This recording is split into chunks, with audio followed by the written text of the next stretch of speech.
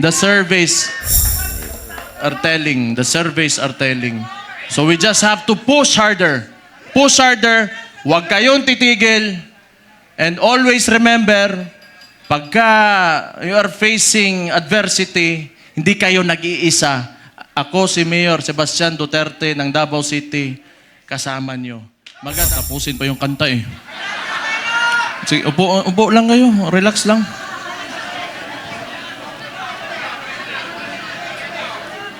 Magandang hapon sa inyong lahat. Former Speaker Bebot Alvarez, Senator Bongo, Senator Padilla, Mike Defensor, Chairman Alcusi, Congressman Leandro Leviste, Attorney Jimmy Bondoc, Attorney Vic Rodriguez, Attorney JB Hinlo, Attorney Topacio, Philip Salvador, Idol, and my idol, Harold Respiso. Attorney Lambino, General Esperon, good to see you, sir. And yung mga hindi ko nabanggit, sa susunod na pagkikita natin. Baka nagtataka kayo, tumahimik ako eh. Tumahimik ako pagkatapos ng midterm elections. Kasi, wala, talo si Marcos sa Davao eh. Nagpahinga lang ako. Kailangan ko magpahinga kasi 2 taon kaming binanatan doon sa Davao. Yung ginawa ni Bangag, alam nyo na, yung ayuda, yun naman yung paraan nila. That was a form of indirect vote buying prior to the campaign period.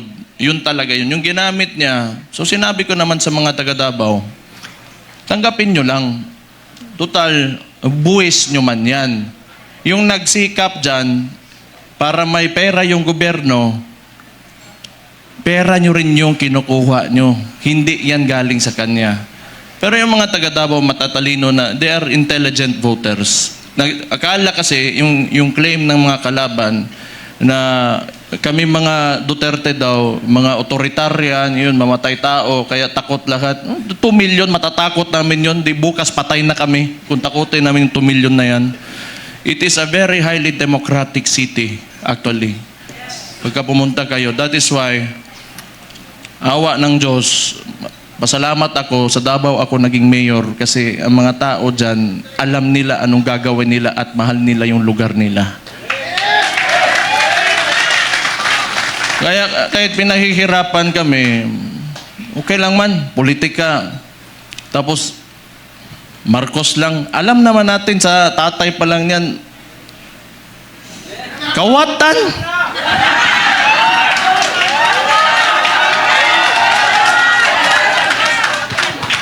Hindi, kasi ganito yon. Nung nagsimula yung kampanya nung 2022, kasama niya yung kapatid ko, the Vice President, siyempre, inisip ko rin, siguro, itong tao na to gusto maging presidente, he will redeem the Marcos family name.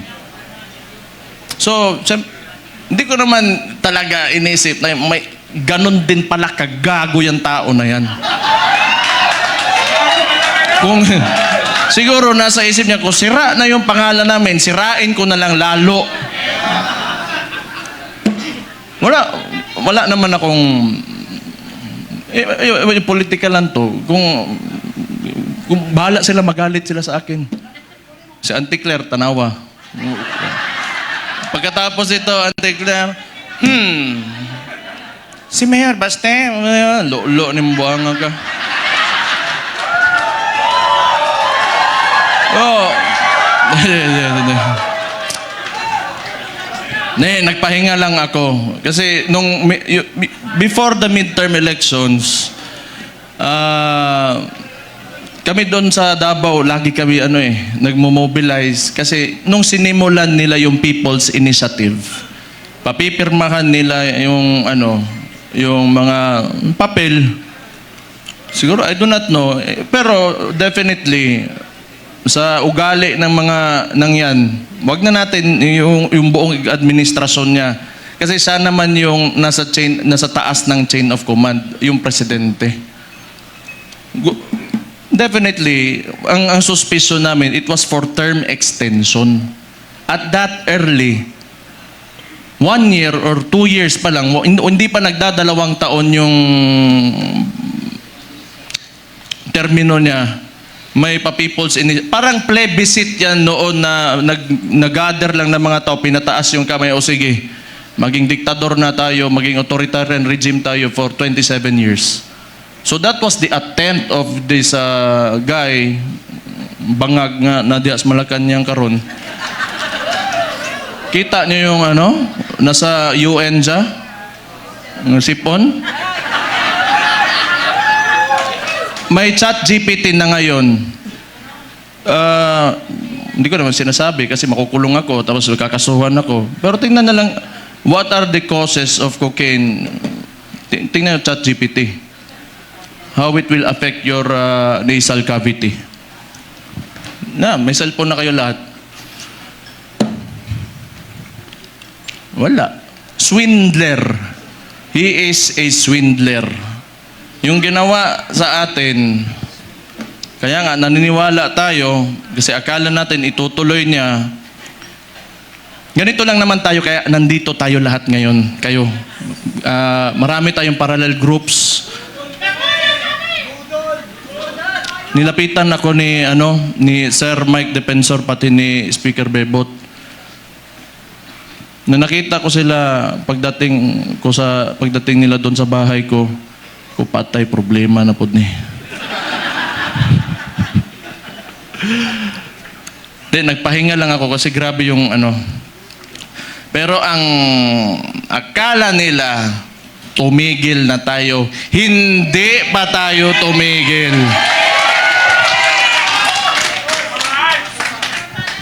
Anong gusto nila? Lalabas lahat ng ginawa nila. Siya nagbukas ng usapin ng flood control na may mga ghost project. Kaya ako tumahimik talaga. Kasi hinayaan ko na mag-self-destruct.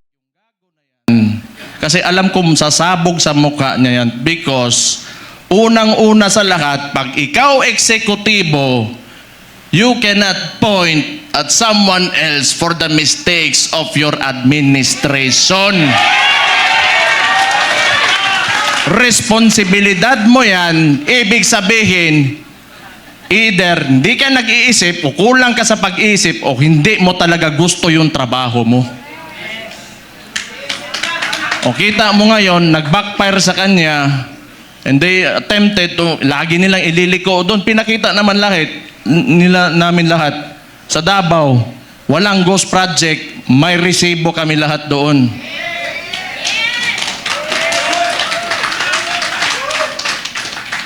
Tingnan nyo, anong resulta ng ginawa nila? Kasi tinawag na natin yan, yung 2024 is the most corrupt budget, or the 2025, yung sinabi ni Sid Ungab nung panahon. Hindi, lahat yan kasi sa'yo nang kaupo the most corrupt. Bakit di sila makakilos ngayon na tumaas yung presyo ng langis?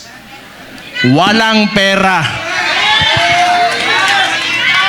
Bakit di nila kayang babaan yung VAT, yung panawagan ni Leandro Libiste? Di nila kaya kasi wala nang silang nanakawin pa. Walang balita doon! Alam nyo, hindi naman talaga perfecto kahit saan ka pumunta sa buong mundo. May mga lobbyists, the congressmen and the senators, dadaan talaga yung pera dyan because that's the power of the purse. Lobbying and all of that. Pero the estimated loss to corruption, umaabot na sa trillion. It doesn't make sense anymore. Saan mo pa gagastusin yung pera na yan kung nasa bulsa mo yan? For what? Magkano ba gusto mong yung kanin mo, gusto mo tag 200 pesos per kilo? Gusto mo yung pinakamasarap na pagkain, pinakamasarap na steak? Ano ba gusto mo sa buhay mo? Yan mga yan, mayayaman na yan. Hindi pa sila nakukontento.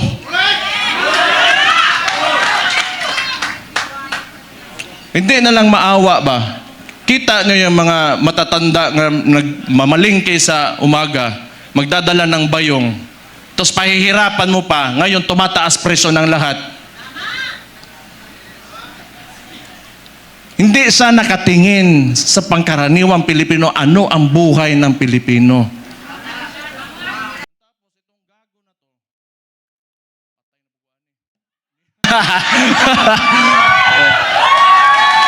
Kaya gusto ko man yan, pag-initan nila ako. Para ano naman, kaya nagpahinga lang ako. Balik na naman tayo, patay na naman sila sa atin.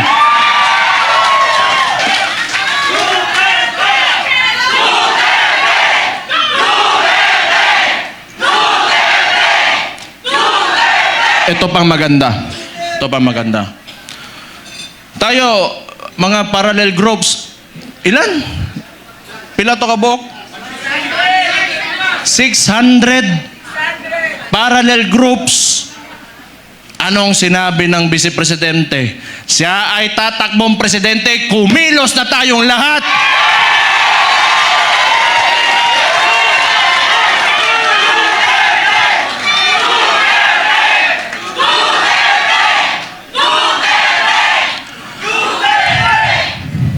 Ang gusto ng ano ko lang, tingin ko lang naman ito kasi hindi ko rin naman talaga mahulaan kung ano nasa isip ng kapatid ko. Tayo, tama yung sinabi ni Rob Rances kanina, may galit tayo. Galit na, lahat tayo galit dito. Kaya nga tayo nagtipon-tipon kasi gusto natin na may pagbabago na nangyari. Kasi yung pagbabago na yon, kinuha ni Bongbong Marcos, nandun na sana tayo. Balik lang tayo kung ano yung plataforma. Ito ha. Noong 2016, si former President, si Roddy Duterte, yung tatay ko, sa survey, 7%, 15, 18. Ano plataforma niya? Dalawa lang. Very simple. But it reflected the sentiments of the people. Yung masa. Drugs and corruption. Anong binalik ni BBM ngayon? Drugs and corruption.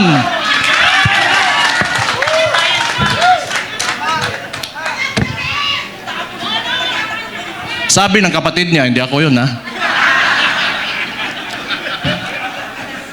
O safe na ba ako, attorney? Sabi ng kapatid niya eh, hindi ako nasabi nun eh, di ba?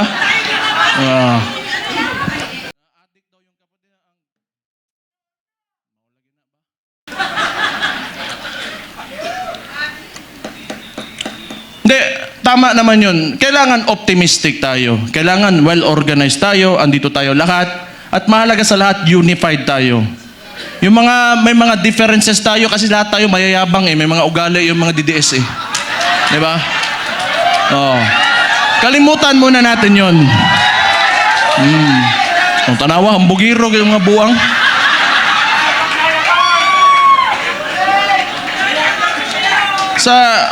Sa ngayon, kailangan organisado tayo. Kailangan kalimutan muna natin yung mga differences natin. Magkaisa tayo. At since nagdeklara na natatakbo yung principal natin, who is the Vice President, Sara Duterte, magsimula na tayong kumilos.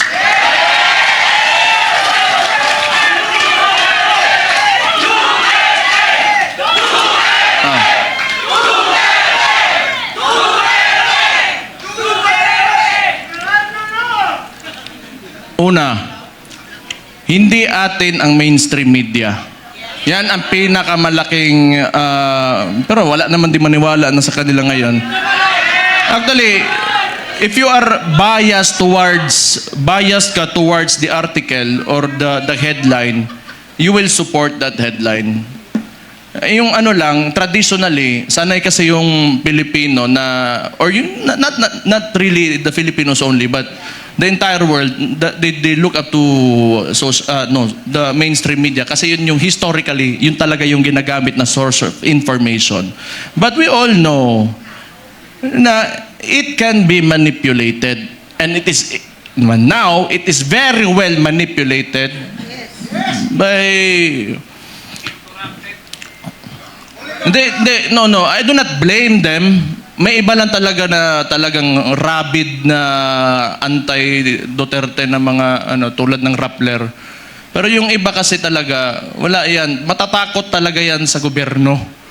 Kasi yung gobyerno, yung negosyo mo, lalapitan ka lang yan. Lalapitan ka lang ng BIR, ng ipapasarado ka, takutin ka.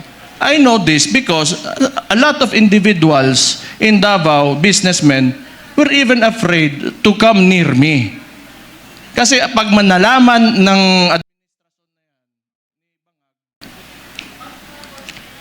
ika-cut off, pahihirapan, gamitin yun.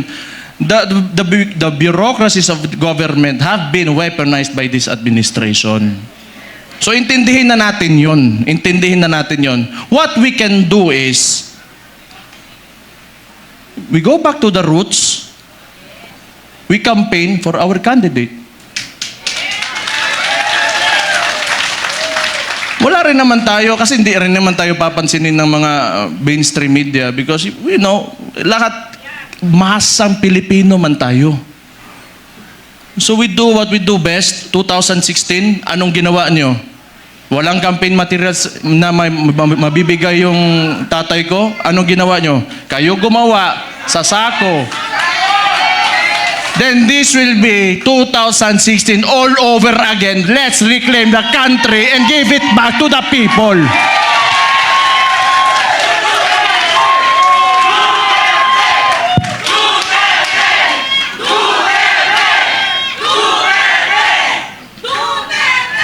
I just want to mention yung binanggit yung idol ko rin si Robin Hood Padilla kanina na totoo naman yung mga oligarko na yan. They are in control of, walang nawawalang oligarko sa buong mundo. Lahat ng nations in the entire world have oligarchs. Ito lang naman talaga. Kontrolado ba ng mga oligarko yung namumuno ng bansa? Yun ang mahirap. Ang kailangan natin, they have to be separate so that yung leader of that country can protect the people from exploitation of these oligarchs. Kaya hanggang ngayon ayaw pa rin nila sa amin dahil binangga yan, walang iba kundi si Rudy Duterte lang.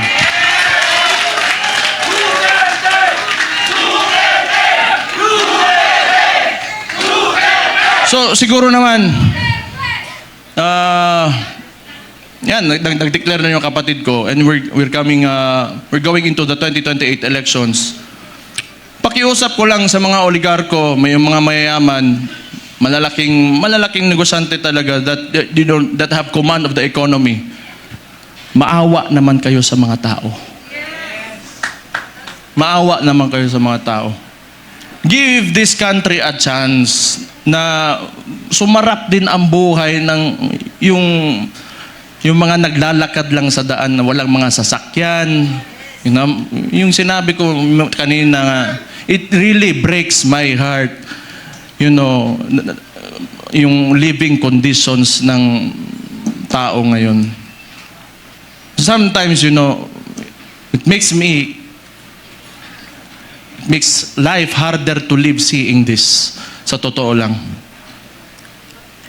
I am guilty because I have may bahay ako, sementado, nasa loob ng subdivision. It makes me feel so bad that the other Filipinos, my countrymen, have to suffer. Kaya naman tayo nandito. Alam ko, mahal niyo yung tatay ko dahil alam niyo na talagang minahal at mahal niya yung bansang Pilipinas.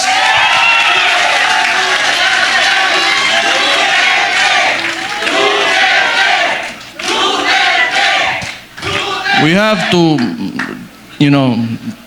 turn this around. We have to make this country turn around. Hindi pwedeng ganito. Andun na tayo. Alam ko, kahit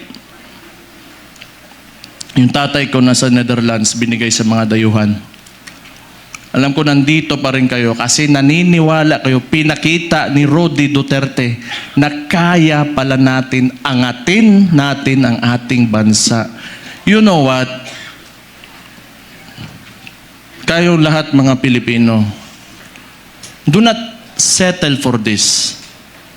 You deserve better. You deserve better. Sinasabi ko sa inyo, you deserve better.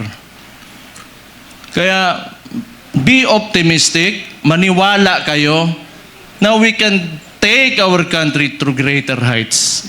Sinasabi ko sa inyo, alam nyo na eh. Kaya nga nandito kayo, naniniwala kayo. Just hold on to it. And someday, awa ng Diyos, talagang may Diyos talaga. And may hustisya talaga. Makakamit natin ang Pilipinas natin na pinapanaginip natin.